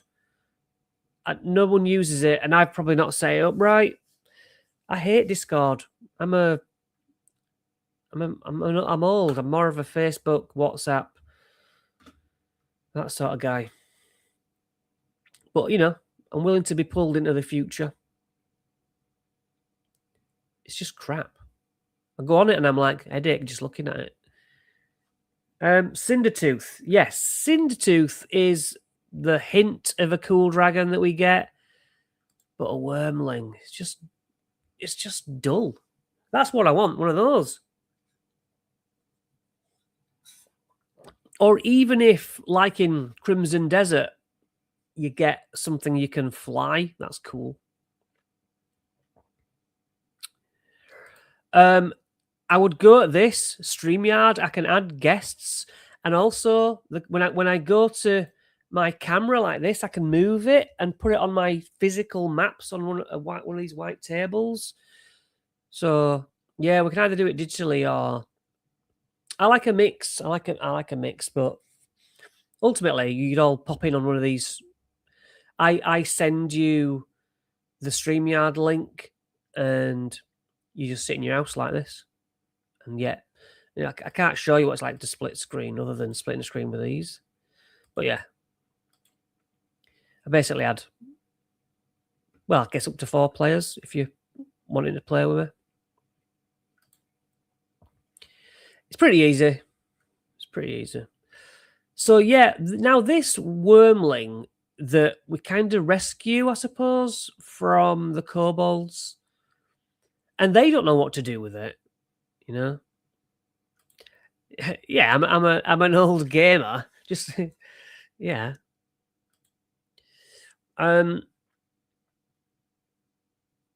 This is cool, but ultimately it's a disappointment. It's like Dragon Delves. It's like, oh yeah, there's a dragon in it, but you're not going to fight it. And it's like, well, I want to fight dragons, not just have one walk past in the back of the scene. Fighting Cindertooth, not that you would, draws the attention of Ogdug, who stomps in. So even when you try and have a dragon fight, this big brute comes in and smashes it for you. No, we want to do the smashing, please. Now, I do like the thing of, oh, there's a quest to get a dragon tooth or dragon scales, forcing them to fight it. And I guess you've got to have the option for people who don't want to fight a dragon to say you befriend the dragon. By the way, 11 people watching. That is new record. New record this stream. Yeah, you can say you've befriended the dragon and it allows you to pluck them, sure, because not everyone wants to slay dragons. Some people are like, I love dragons.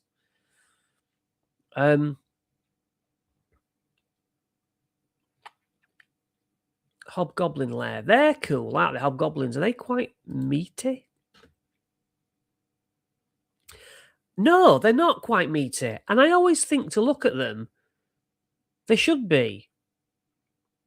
To me, they look like 35 upwards, 40 hit points, but they're not.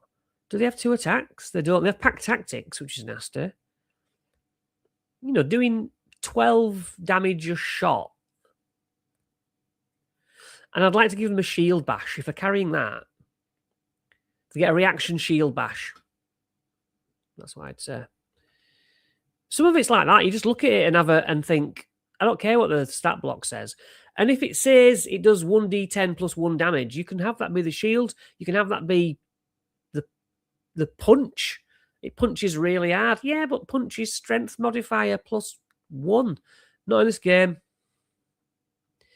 Yeah, you just do what you feel. And you don't want the players to go, oh, yeah, we're fighting a hobgoblin. It's 1d10 plus... Not that you don't know. You don't know if this is souped up on steroids. Just like every human is different. If we all got in a room together, guys, and started to do who can do the most press-ups, it's not like, oh, well, we're all humans, we can all do 10 press-ups. So keep them guessing. That's what third-party content's for. We're not using the stat blocks out of D&D stuff. We're using it out of Tome of Beasts from Kobold Press or Tales of the Valiant. It's fine. I've always wanted to... Let's talk this. This was a far too big for me. I wanted to play a world where we started off in the as early an edition of D&D as I could get. We move on through second edition, like the worlds. You enter this realm, and now we switch to third edition. Was it just fourth edition? Yeah, but unfortunately, I then realised the work that entailed. I ain't doing it. So this is more like it. Again, it's a bit too squat. A building. And I like the ooze. That's effectively a wandering monster going round and round in a circuit. It's the guards that you have to sneak past, that sort of thing. That is what Keep on the Borderlands did well. They make certain creatures more bulky or have better armor than others, yeah. There are like 4 different types of kobolds in Cave A. Some strong, some weak. Yeah. That's good, isn't it? You want variety, don't you? And I suppose that's where alignment comes in. Just because it's a skeleton doesn't mean that it's not a friendly skeleton. Is that weird? Maybe that's a bad example. Some things just scream kill me, don't they?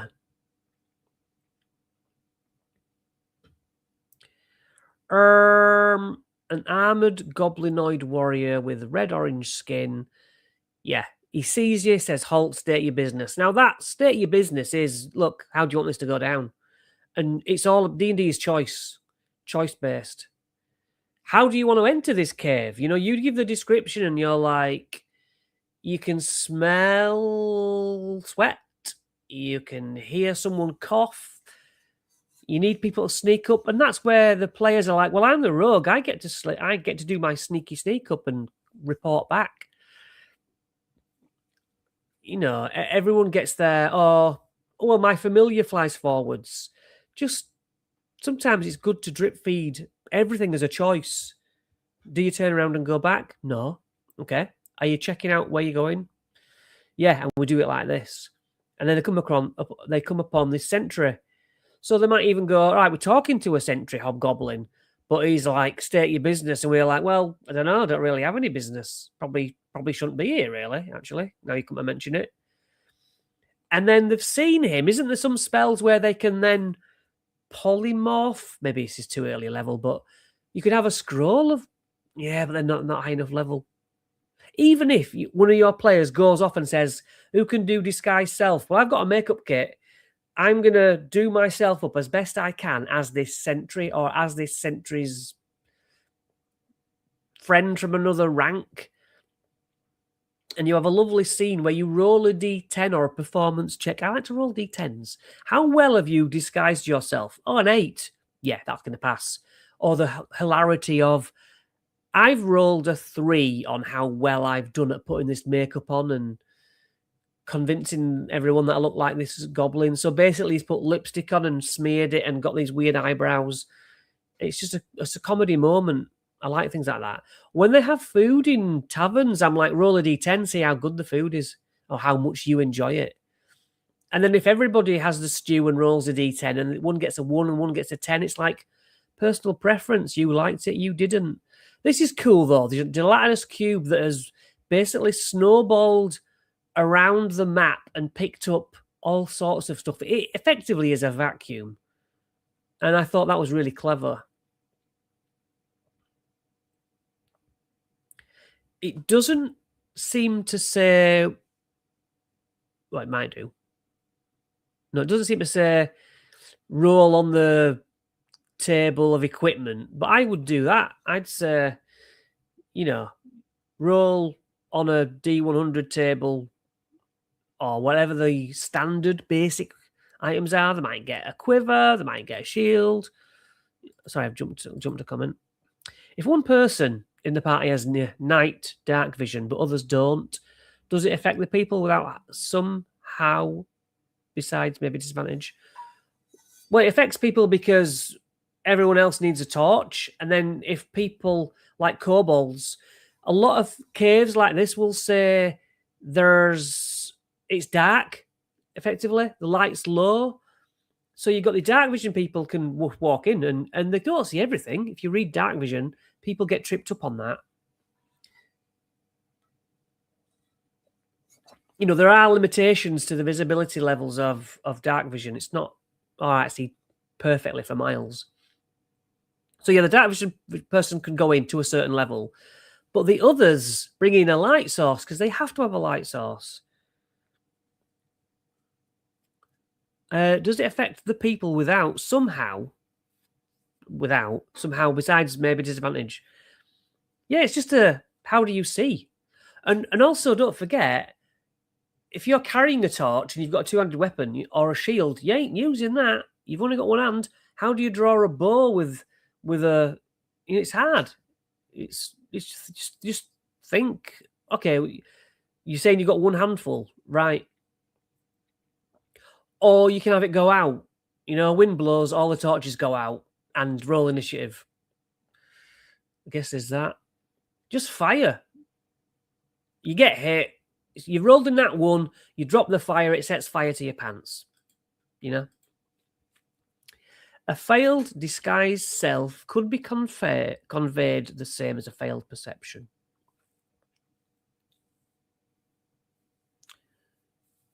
Perception, or do you mean performance check?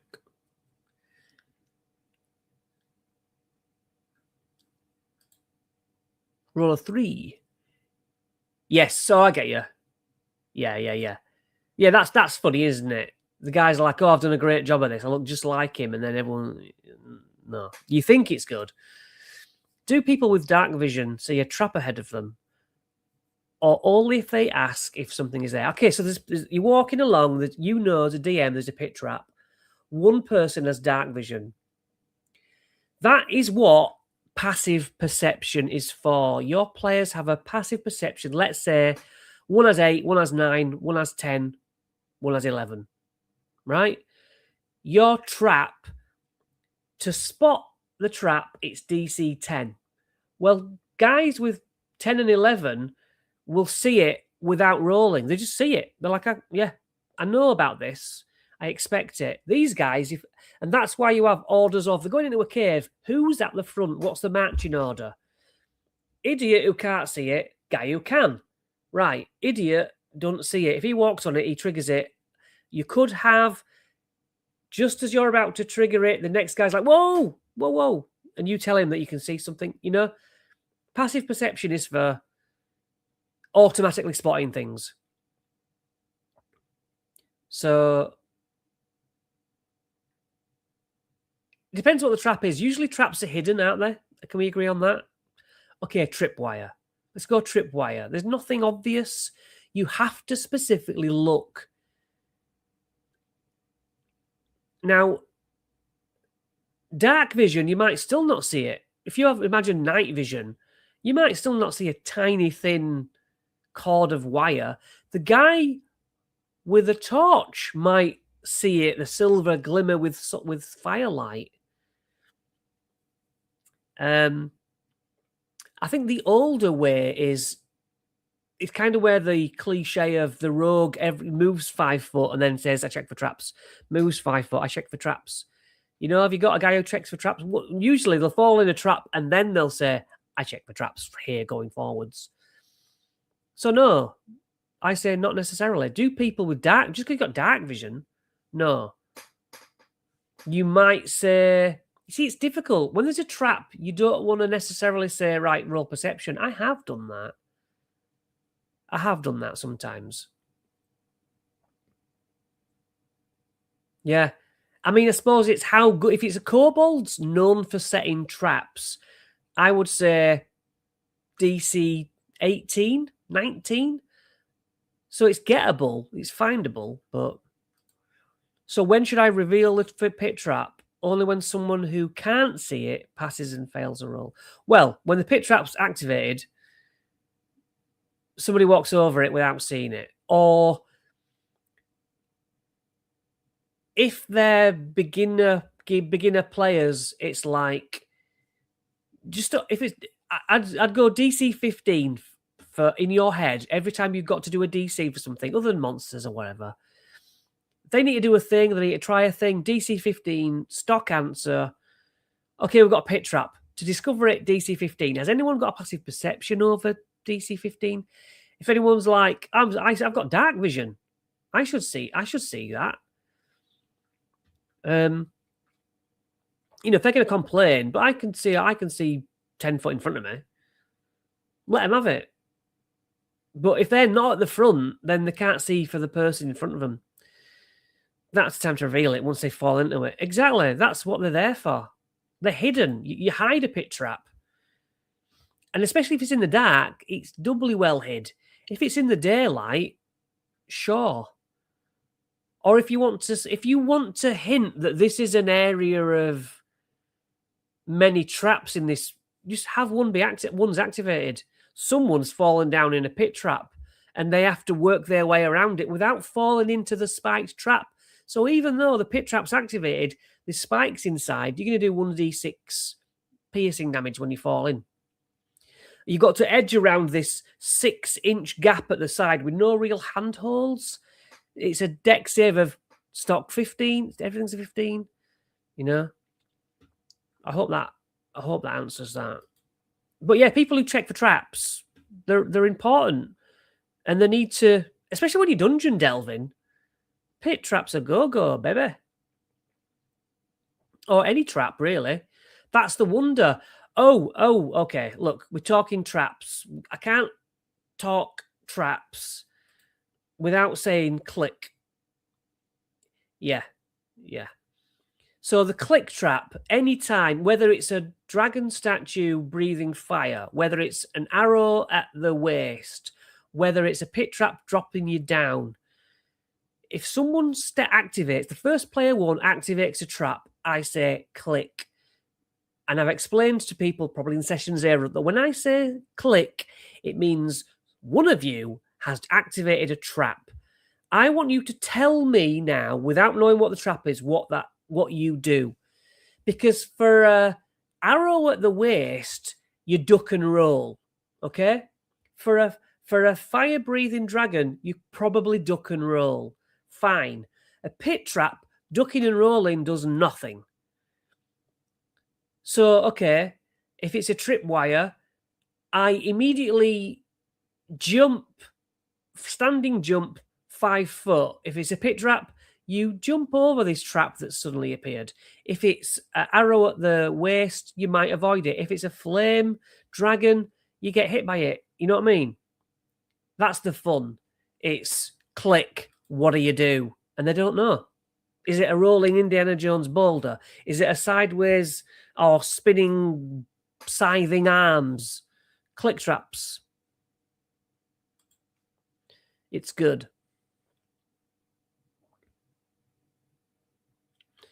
What does it say here? An owl bear. A frightening cross between a bear and a giant owl. Yeah. And I think we mentioned this earlier, that other inhabitants know to avoid the owl bear. Kind of makes sense. You can add monsters such as zombies, cultists, or grey ooze globs, which are smaller grey oozes. in this cave? Yeah, you got a little owl bear warren, and the map kind of continues past its back of its base, which is cool. And it goes to another map, which I really like. I like how you come in at a nice little angle. Do we get any clues from the outside? Sometimes we get... Doesn't? Oh, yeah. The stench of rot and wet stone. Don't give much away, does it? But there's an unsettling screech and the sound of feathers ruffling. Yeah. I like these little scary moments just outside. Does it say about lighting? Okay. The cave is unlit. The denizens, people inside it, use dark vision. If we look at dark vision, maybe it will lend itself to what I was saying earlier. Oh, it doesn't say the range. This probably does. Dim light. Oh, God, really? Am I going on a... Yeah. So it's disadvantage, remember, on perceptions to see something in a lightly obscured or dim light. So even, how dark is it? Pitch black or slightly? Just use your own thoughts. They're deep in a cave with no lights. Can they see a wire? I'm sorry. No. Can they spot an arrow slit? Maybe. Yeah, probably. But I use night vision cameras on my ghost hunt, so I've kind of got a bit of a feel for, when you got night vision cameras, it's kind of the same. You can see people when they're here, but the further it goes away, it goes all fuzzy. So just imagine that. Things are fuzzy. And when they're fuzzy, you might just think, oh, yeah, it's a corridor. Walk into the open gap and not notice the strange square-shaped tile on the floor. So we also got gnawed bones and the stench of blood. I mean, that really does say this is a problem. And if they did them A, B, C, D, etc., they would know, oh, well, this is how we are meant to attack them, but they need to be randomized. And I think on the main map, they kind of are. And if they're really new players, you do all the low-level caves are area level 1 worthy. The second one's level 2, the top one's level 3. Sometimes your players, help them out or don't. Difficult terrain, something else that's a problem for players. That's good.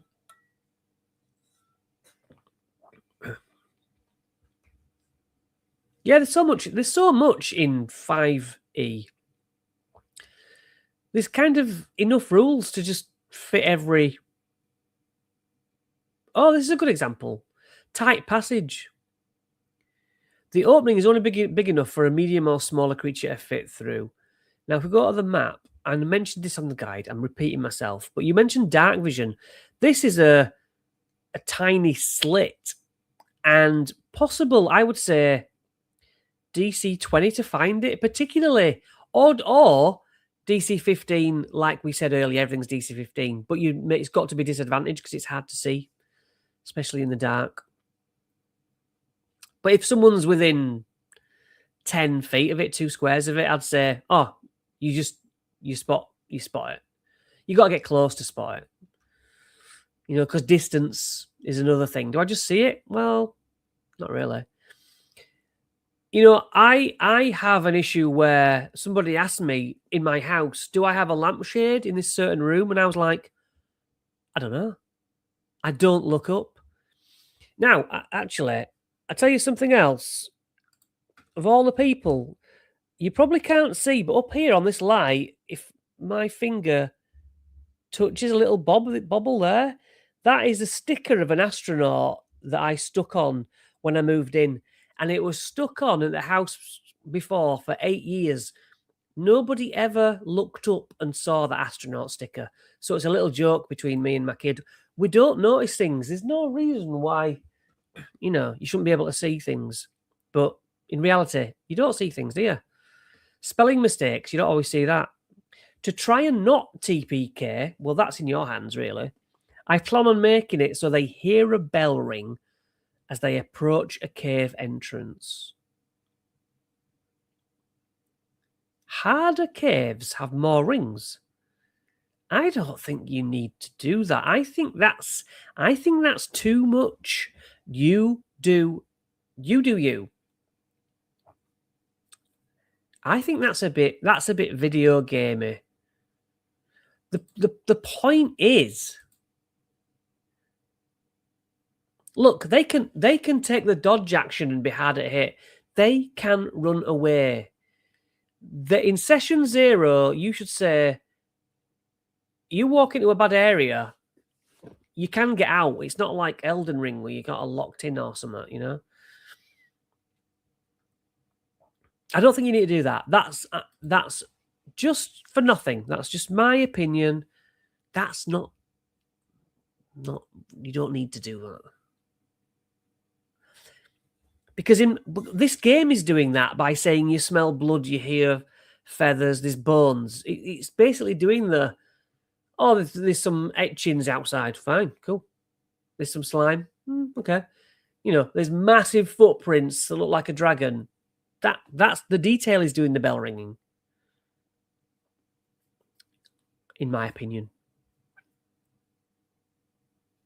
We're nearly at 1:30. What have we got left?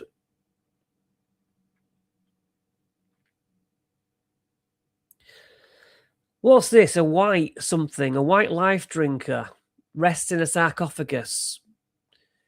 Pretty standard stuff, a sarcophagus. Normally it's got a mummy in it, but this is pretty cool. This is another big boss. I mean, if I remember rightly, this isn't to do with anything. It's just, this could be, I probably said in the guide at the time, this could be head honcho for the cultists, like a vampire taking its beauty rest, you know? Got bugbears. Bugbears are fun. We have a rolling Indiana Jones style log. Few bits of treasure.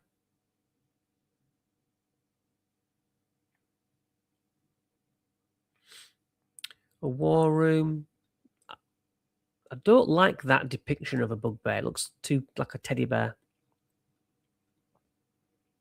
Yeah, stairways with a heavy log. That's cool. It's a trap. It's a trap. You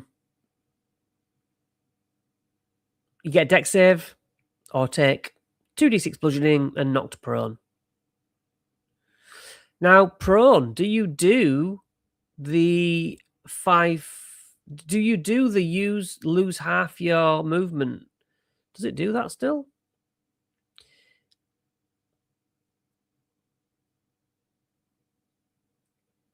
Yeah, it does. I went through a phase of saying prone is only you minus 5 foot off your movement to get up. Because if you're moving 40 feet, why would it realistically take 20 feet's worth of movement? Or you can move 60 feet while you lose 30 feet of movement. I didn't like it. However, I eventually went back to, prone works better. That's just my opinion. So sometimes you just change your mind, don't you? Stuffed heads, trophy room. Yeah, it's flavour. Bugbear warrior, the self-proclaimed boss of the cave. He's a bit of a bully. Sway the goblins. Nice to get some goblins on side. That's cool. And we've got a big bugbear boss in there. And then, do we fight a minotaur? That's what I asked earlier on. Oh, isn't it in the fog or something?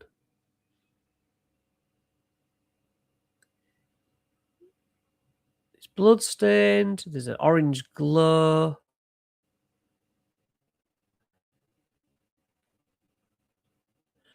Beetles light up. I seem to remember it was a character who waves a light source has advantage on the check. And then the Minotaur Maze.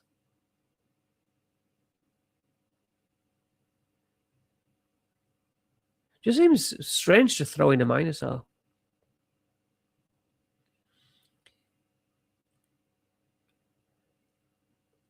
Bit of gold. Magic item. It seems to throw a lot of magic items at you in this, but they're not, they're not big magic items. Nulls. I like nulls.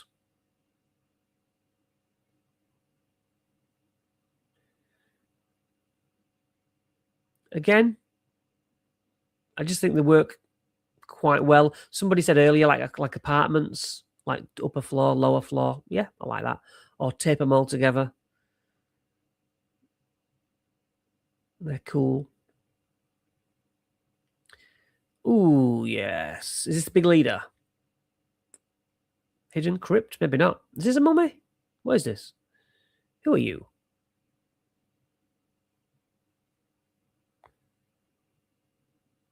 Isn't this the big guy? Just in a funny place.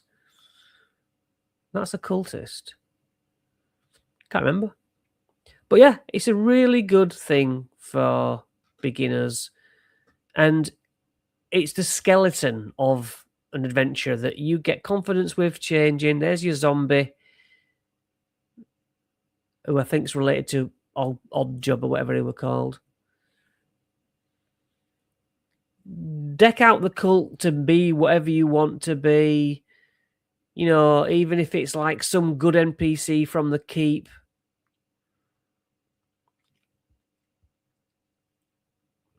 A bit of a Scooby-Doo. Oh, it's you. You were in this cult as well.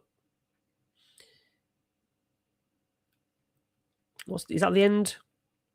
300 gold pieces. Coins are cheap counterfeits. Ooh, that's a kick in the teeth.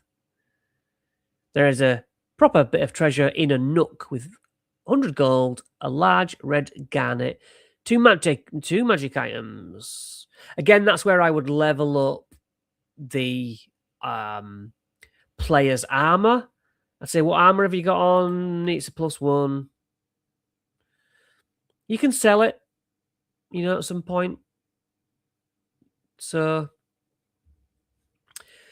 well, it's 9:30, and we had some great super chats to fund our further adventures. Thank you again for those. Memberships, £6, £2 for just support, extra videos. Check it out. I hope to see you guys next Thursday at 7:30. You're awesome. Thanks again, and we'll catch up in the next video.